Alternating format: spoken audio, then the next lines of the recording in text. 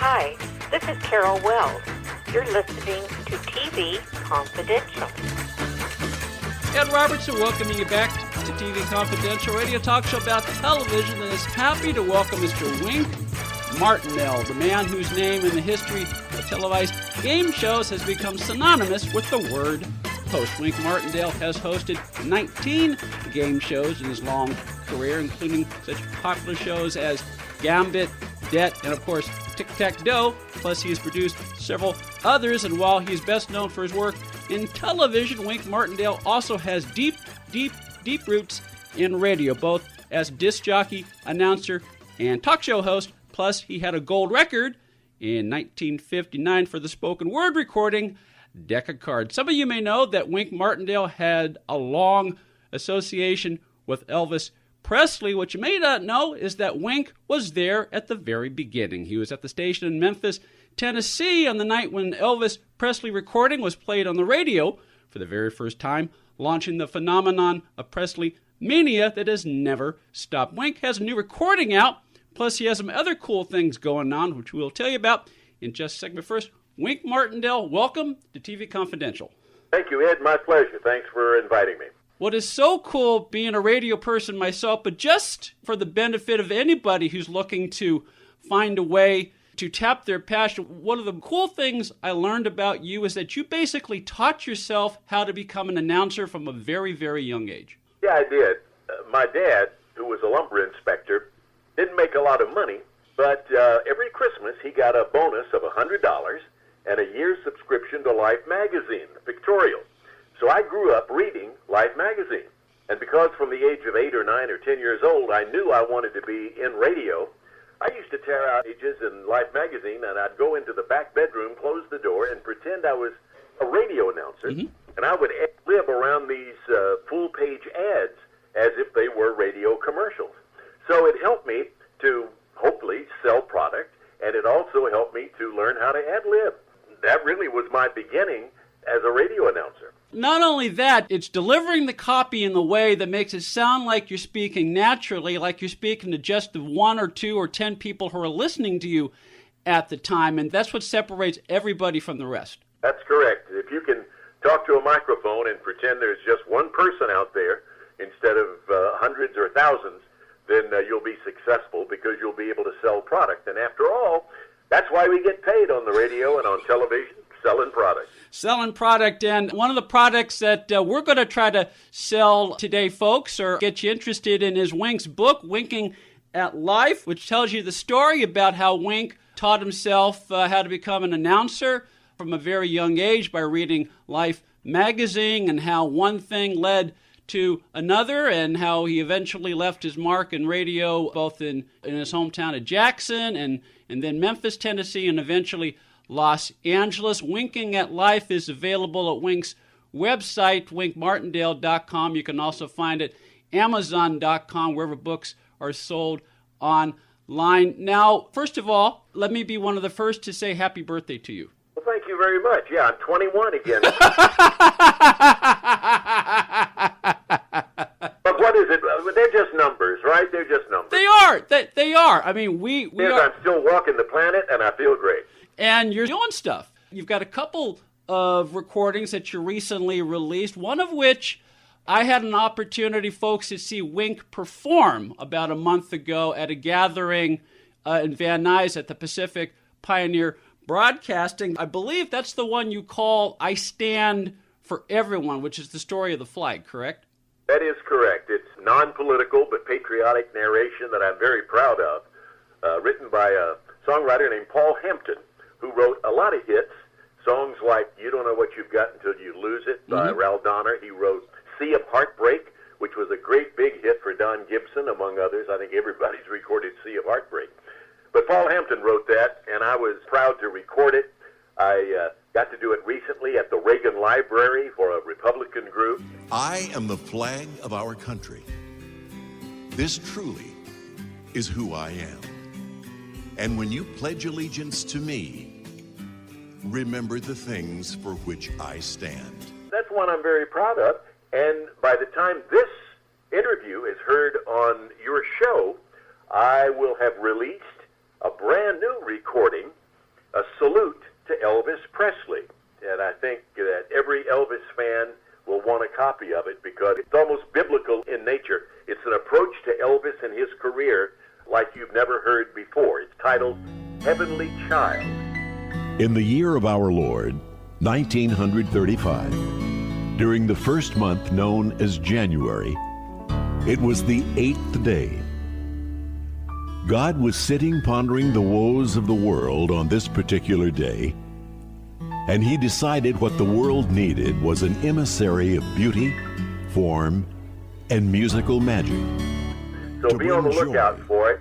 Heavenly Child should be out by now. Okay, look for Heavenly Child, this new spoken word recording by our guest Wink Martindale. You can find that at iTunes, Amazon.com, wherever music is sold. And I would imagine before very long, WinkMartindale.com. And you mentioned the word biblical, both in terms of the Heavenly Child recording, but having heard you perform two of your recordings in person not too long ago, the I Stand for Everyone, the Salute to the Flag, and you gave us an impromptu performance that day of the deck of cards. I kept thinking, the way you performed it and the way you assumed that character, Wink, when you performed both of those recordings, I felt like I was in church listening to someone behind the lectern, really absorbing the word. And I can't quite describe it, but that's the sensation I got in the audience that day. Well, thank you, Ed. That's the nicest compliment you could give me. Deck of Cards is timeless because of the very narrative, the wording of it. It's based on the Bible, and for anybody who has been under a rock and hadn't heard it. Got records in 1959, got to do it on the Ed Sullivan Show. Story about a soldier who used a deck of cards in church during World War II on a Sunday morning because he didn't have a Bible. The ace was one God, the deuce, the Old and New Testament. When I see the tray, I think of the Father, the Son, and the Holy Ghost. And when I see the four, I think of the four evangelists who preached the gospel. There was Matthew, Mark, Luke, and John. But it's a recording that I'm very proud of, the five, and it has lived with me through my entire career. I still have people who ask me, are you the same Wink Martindale who recorded that record, Deck of Cards? And my answer is always the same. I always answer this way. I say, are you serious? Do you think there are two people walking the planet with a silly name like Wink Martindale who recorded Deck of Cards? I'm the one, and I'm proud to have recorded it, too. It just keeps selling, and it's an amazing recording. At this point, it's done over 3 million copies. He is the one and only Wink Martindale. He's our guest today. Wink's book, Winking at Life, tells you the story of how a local boy from Jackson, Tennessee, fell in love with the radio from a very young age, learning his craft at stations in Jackson and Memphis before leaving his mark on Hollywood, both in radio and on television. Wink's book, Winking at Life, is also filled with great stories, including the backstory of Deck of Cards. Plus, it lets you take a peek behind the curtains of Tic Tac Dough, Gambit, Debt, Headline Changers, How's Your Mother-in-Law, and many other game shows. Winking at Life is available at Wink's website, winkmartindale.com. Plus, as we mentioned, the Heavenly Child Salute to Elvis is coming very soon. You'll find that very soon. iTunes, Amazon, wherever music is sold. Our conversation with Wink originally aired in December 2018. Wink Martindale passed away Tuesday, April 15, 2025, at the age of 91. Stay with us, folks. We'll be right back. This portion of TV Confidential is brought to us by our friends at Front Porch Realty, the community of realtors in the Northern Bay area of California that is committed to finding the solution that is best for their clients. Whether you're a first-time home buyer or looking to sell or lease your property in Northern California, call Karen Strain at 415-886-7411 or visit frontporchrealtygroup.com for more information on how they can help you. One more item. If you're starting a company, particularly one that is in an emerging market, you know that averting any sort of legal dispute is crucial to your business plan. Our friends at Tectonic Law offer an array of services that can help you avoid and preempt future litigation while also developing and protecting your intellectual property and intangible assets. Tectonic Law serves the needs of a host of emerging industries throughout California and beyond, including industrial designers, beverage makers, artists, farmers, retail stores, health practitioners, wellness experts, cosmetics manufacturers, nonprofit organizations, innovators in sustainable practices, and libraries. Go to tectoniclaw.com to learn more about how Tectonic Law can help your business thrive. tectoniclaw.com. Rock solid representation for groundbreaking industries. Hey, friend, I hope you know this is Pat Boone, and you and I are enjoying TV Confidential with my buddy Ed.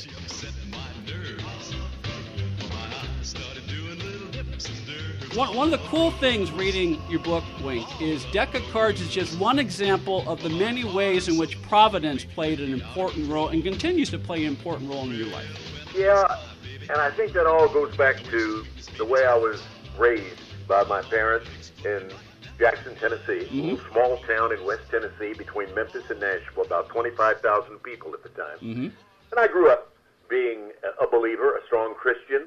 I accepted God as my personal Savior when I was 12 years old. I was a Methodist, went to church every Sunday and every Sunday night, and Bible study on Wednesday night. I mention all of that not to sound like a goody two-shoes, but simply because I think that that's why my recording of Deck of Cards, as you mentioned earlier, might come across with a little more feeling. Because I know there's a stronger power, and my mom always taught me one thing, if nothing else, and she taught me a lot, but she taught me to give back. If you ever become successful in the business that you've chosen, which was radio and then later television, if you ever become successful at it, always remember that you can't just take, you got to give. And so I've always tried to give back anything and everything to charitable organizations and even to young people who write me to this day asking my opinion on how to get into the business and how to go forward in radio and television. So I think that answers your question. Well, that more than answers my question. And if I may, one of the things I've always tried to remember, and this dovetails on what you just said, is that if we're honest with each other, none of us achieve whatever we achieve in a vacuum. There's usually somebody who helps us along the way. And if you've been lucky enough to have people help you, mentor you, it's sort of your obligation as a person to pay it forward. That's right, Ed. And along that line, when I got started, again, getting back to the church, my first employer, the general manager of the little 250 Water in Jackson, Tennessee, gave me my first job. He was my Sunday school teacher. His name was Charles Chick Wingate. He's no longer with us, but he was my first true mentor. And then from Jackson, after I had auditioned to go to my dream job, WHBQ in Memphis, Bill Grumbles, William H. Bill Grumbles, who's no longer with us, he was my mentor there, along with the general manager of the station, the late John Cleghorn. Those two gentlemen are the ones who, while I was working at WHBQ, already married and raising a family, taught me, even though I got up early in the morning, did the morning show, and did an afternoon television show, they taught me that I should go back to college and, if possible, get my degree, which I did.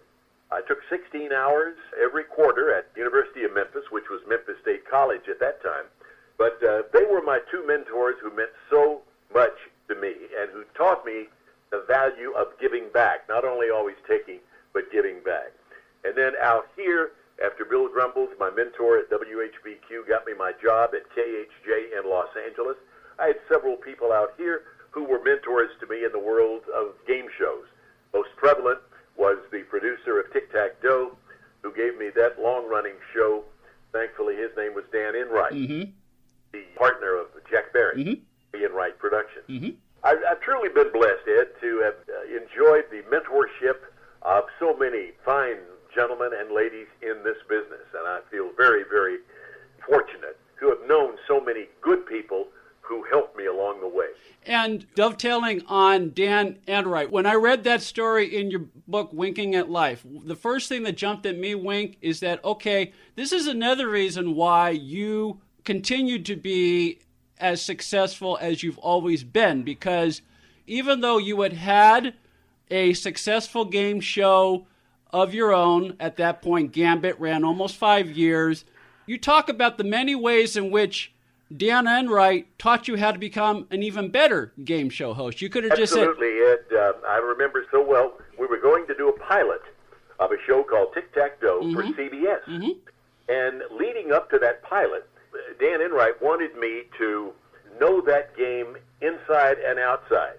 He didn't want me to have to rely on a teleprompter or cue cards. He wanted me to know it inside and outside. And so every Saturday morning for about 2 months, I would go down to the studios in Century City or go down to his offices.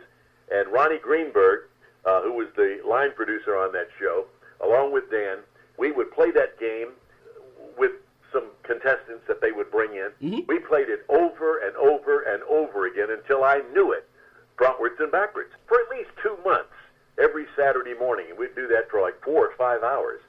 So that was one reason that he taught me early on, if I'm going to do a show, and this is true in anything in life, mm-hmm. whether you're talking about radio, television, or whatever, anything worth doing is worth doing right. I mean, we learned that from a very young age.